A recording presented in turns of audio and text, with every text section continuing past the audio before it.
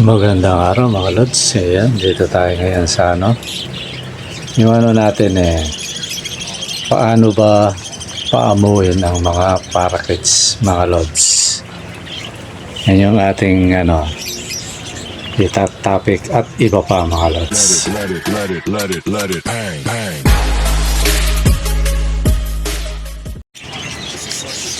Magandang araw mga lods. Ayan, dito tayo ngayon sa ating ibunan. Ngayon itatopic natin, paano nga ba napapaamo ang mga parakeets. Ayan mga lods, kaya diba no?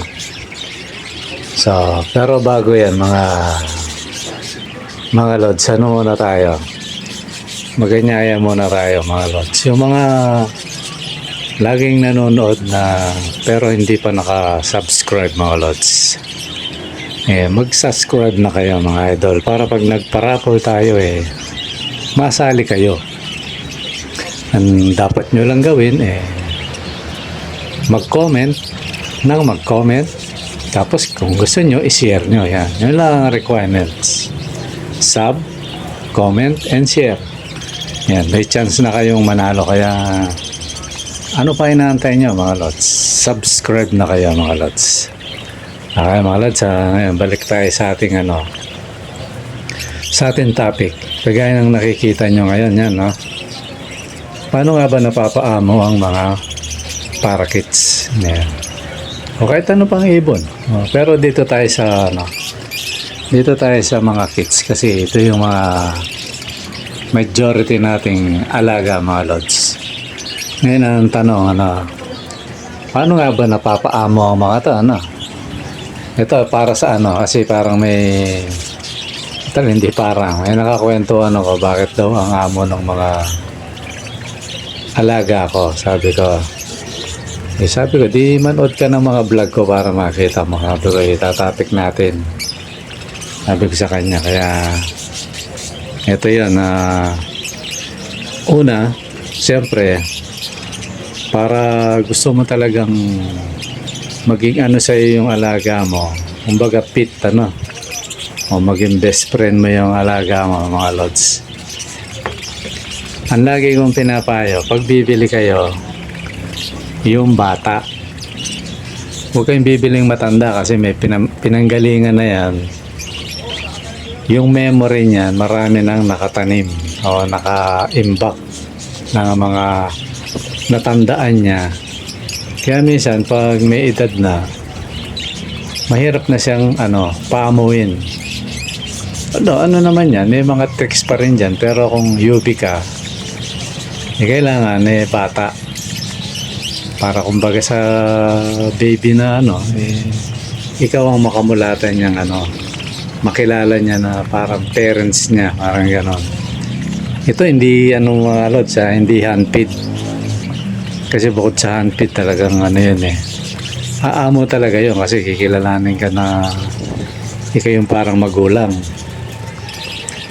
Pero yung hindi handpid, para maging maamo sa'yo, yan, kaya yung nakikita nyo sa mga ibon ko, siya, yun nga, bata. Kung bibili ka, yung bata. At least yung alam mo yung kabababa pa lang na basta marunong na kumain. Yun ang bilhin nyo. Tapos at least sila, mga 3 pares gano'n o 2 pares, para kasi hindi naman lahat yan magiging maamo pero meron gano'n yung bilhin nyo kung bibili kayo mga lods. Tapos paano yung step? Ganito yon. Para maging maamo sa iyo yung alaga mo, dapat ilagay mo sa proper area. Sabihin, nasa tamang kalagayan. Hindi, although ako, may aso ako, di ba, no? Pero yun, ibang technique naman yun. Susunod natin yun. Susunod na vlog na yun. Una-una, dapat sa kulungan, walang aso na nandyan. Bagong dating yung ibon, may aso kagad. Wala, hindi aayos yun. Ang maganda, Yung hindi maingay mga lods. Ba, kung nasa garahe, yan, na walang aso, tas mataas mga lods. At least ang kulungan niya hanggang dibdib nyo o hanggang baba nyo ang taas. Di ba wag lang yung mga lods yung unano. Mamaya 3 feet yung unano o 2 feet and a half hanggang baba 1 feet and a half na lang. Abot ng pusa yan mga lods. Wag lang yung ganon. Yung sa pasantabi sa mga hindi naman tayo nang bubuli sa mga natin, kapwa natin. Lang yun, joke lang yung mga lods. Ang point ko lang doon yung height So wag lang yung unano na mababa maabot ng aso yun. Ang lang doon yung normal na tao kagaya natin na ang height nasa 5'5", 5 feet ganon. So at least yung yung height na kulungan mo, ang taas niya mula sa ground, at least 5 feet, di ba 5 feet or 5'5", ganon. O kahit mga lang, kasi pag 4 feet abot yan 4 feet and a half, mga ganon. Yan, yung hindi abot ng aso at saka ng pusa, mga lods. Tapos hanggat maaari, yung hindi rin sila madadaanan ng mga daga. Diba kaya yung pusa, yung may natutuntungan. Huwag lang gano'n kasi pag gano'n madi-disturb. Mawawala sa focus. Yan. Pwede sa likod ng bahay, gano'n. Sa gilid ng bahay. Kung malaki yung bahay nyo, pwedeng nasa loob. Kagaya sa akin, nasa entrada, di ba Basta yung hindi sila naiingayan, mga lods. Diba? Kasi pag naiingayan yan, bago lang sa ingay ba, wala yun. Hindi aamo yun. Yun, kagaya sa akin, di ba, nasa bubong. Bagamat may pusa, pero hindi sila nadidisturbo kasi mataas. Lalo na yung bagong gawang kulungan natin, nasa loob sila ng malaking cage. So safe sila, kaya yung ibon maamo siya. Paano yung step? Yun na yung una, di ba yung binanggit ko. Ano pa? Pag magpapakain kayo mga lods, bagong bilhin yung ibon, pag nagpapakain kayo, dapat hindi malakas ang boses nyo. Hanggat maaari, pag magpapakain, yung nakikita ka nila, upo ka sa isang tabi, o kaya nakatayo ka lang, tahimik ka lang, masdan mo lang sila.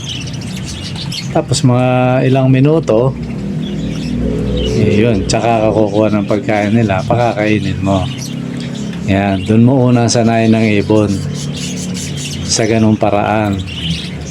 Tapos, pag nasanay na silang ganon, mga isang linggo, ganyan, Pag nagpapakain ka naman, medyo yung kamay mo, ipasok mo sa kulungan. Tapos, andun lang, lalagay mo yung pagkain. Sila. Ngayon, kung medyo takot pa rin, okay lang yan kasi gano'n naman sa umpisa, natatakot. So ngayon, ang gawin mo, gutumin mo mga lods. Para mabilis umano sa'yo. Pag nakaisa o 2 linggo na sa'yo na gano'n ang ginagawa mo, sunod gutumin mo. Alam mo yung dadaan-daanan mo, pero hindi mo muna sila pakakainin. So ngayon, pag gutom na yan, kusang yan. Kusang, kumbaga, tatawagin nga yan. Sipol-sipol yan. Minsan nakakapit yan sa cage.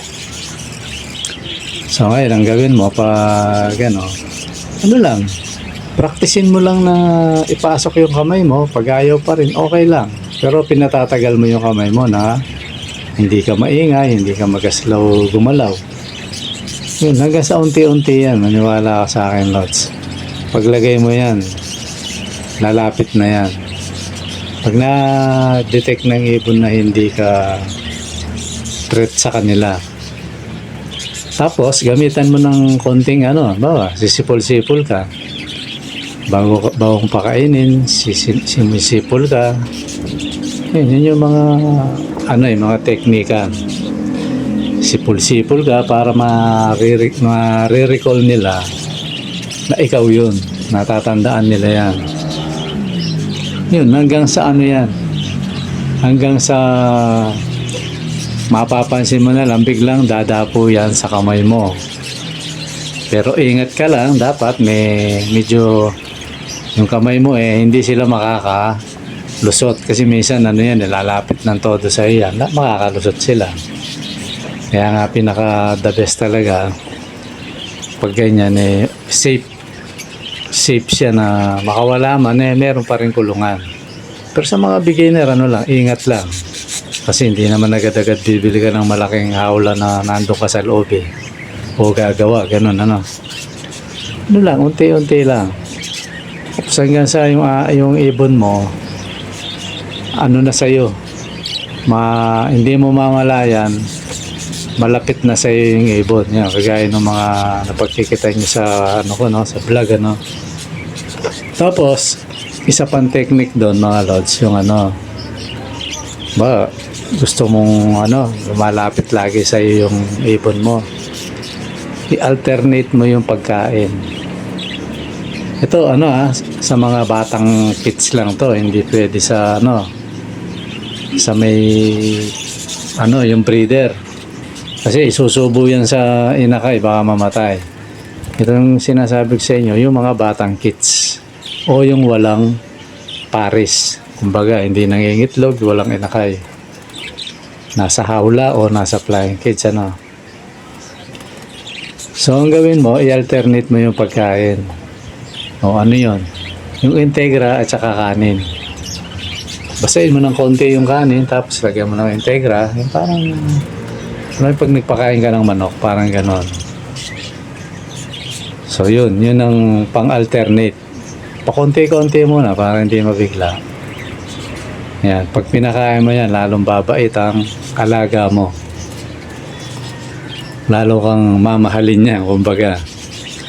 Yan yung mga teknikan. O pa? Pakainin mo ng mga gulay, yung mga dahon. Ang gustong-gusto niyan, talbos ng kamote, kangkong, yan. Diba? Kung kaya mo magtanim ng magic plant, yung magic plant. Yan, alam na ng mga kalods yan Comment na lang kayo kung di nyo alam yung Chinese violet. Yan. Yan.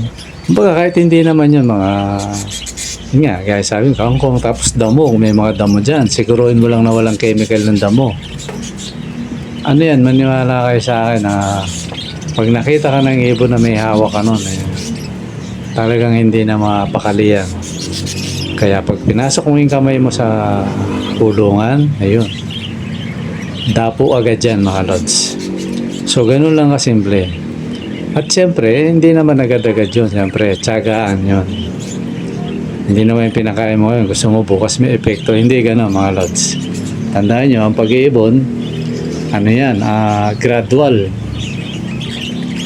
Ba't ko sinabing gradual? Hindi naman isang linggo lang, maamo na. Swerte mo pag gano'n, bibilang ka rin ng panahon. So yun, hanggang sa umamo yung ibon mo. Nasa atin yan. Tapos ang isa pa, pinaka-importante pala ito. Dapat ang kamay nyo hindi amoy alak, hindi amoy sigarilyo. Ayaw ng ibon yan, yung mga ganyang matatapang na amoy. Mga pabango, yan. Amoy sabon, ayaw nila yan. Kaya pag-aawakan natin yung ibon o lalapit tayo sa ibon, siguruhin natin na ang kamay natin nagugas tayo na walang amoy. Yan, ganyang mga teknikan mga lods. So yun yung mga basic. Tapos may nagtanong sa akin na yung may siyang shampoo ilagay ko na lang siguro yung dyan, yung yung pangalan ng shampoo yung pwede raw sa ibon na pang spray. O tali, Ewan ko kasi ako nanonood din ako ng ibang vlog. Wala akong nakitang gano'n na inaano nila yung ibon niya. Baka siguro pwede yan sa mga malalaking ibon. Pero sa sa mga maliliit na ibon, kagaya ng mga kits ewan ko lang kasi wala pa akong nakitang gano'n. Kasi ang madalas kong nakikitang pinang-spray nila, yun nga, yung wash out. Kasi yung wash out load, mga lots, kung ang kung ang layo nyo lang matanggal yung kuto. Yan, yung isa na yung scalmite, di ba, Scalimite, yan. Tapos, ang nagiging benepisyo lang naman ng kasi wash out, ganito. May kuto halimbawa, o bago magkakuto, kasi sa akin hindi ko hinahayaan magkakuto Lagi ako nag-i-spray niyan, mga lods. Patay, may dyan yung pambomba ko may laman pa yon. Basta may bilang ako minsan sa isang buwan. Pag nakita ko isang buwan, okay naman. Dumadalawang buwan yon. Pero pag nakita kong hindi yun, halos monthly ni-spray ko yun. Pero naman yun, kung wala naman, kasi umabot ako ng 3 months Pero ng 3 months na talagang nag-spray ako matindi. Ang purpose lang kasi ng pag-spray ng wash out, mga lods, yung yung kuto, para hindi kutuhin yung ibon mo. Tapos yung scalmite, mga parasite, baga sa madaling salita, para mamatay mga mikrobyo na yan, kung ano man yung Tapos ang nagiging benepisyo nun, nagiging pampakintab pa siya sa mga balahibo nila, gumaganda kumbaga. Kasi ang lang naman kasi kaya una-una, kaya maganda yung balahibo, hindi siya kamot ng kamot. Wala siyang scalmite, wala siyang kuto. So, kumbaga sa tao, hindi ka kamot ng kamot sa ulo mo, maayos ang buhok mo. Kumbaga sinuklay mo, tapos hindi ka nagkakamot ng ulo, maayos. Pero pag kamot ka ng kamot, lalo na kung nasa labas ka ng bahay, magiging mukha kang bruho, mga lods. Para magulo yung ulo mo, di ba? Yung buhok mo. Ganun din sa ibon. So ngayon, ang doon, ang kagandahan, kumbaga sa tao, ito, naligo ka, nagsabon ka, nagshampoo ka, di ba, So, natural, makintab yung ulo mo. So, ganun din yung, yung sa ibon.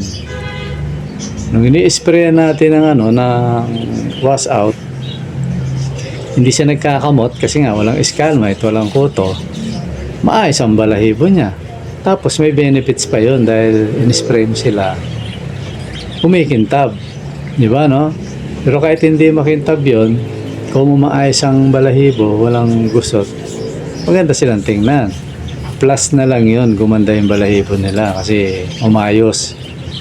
Nakatulong yung hindi nila pagkamot-kamot, Ganun yun. Pero yung mga kamot, makita mo, nagkakamot ang mo, parang namumuto. Normal yun. Huwag lang yung mayat maya na wala nang ginawa sa maghapon, hindi magkamot. May kuto yun, mga lods. So, ganun yun.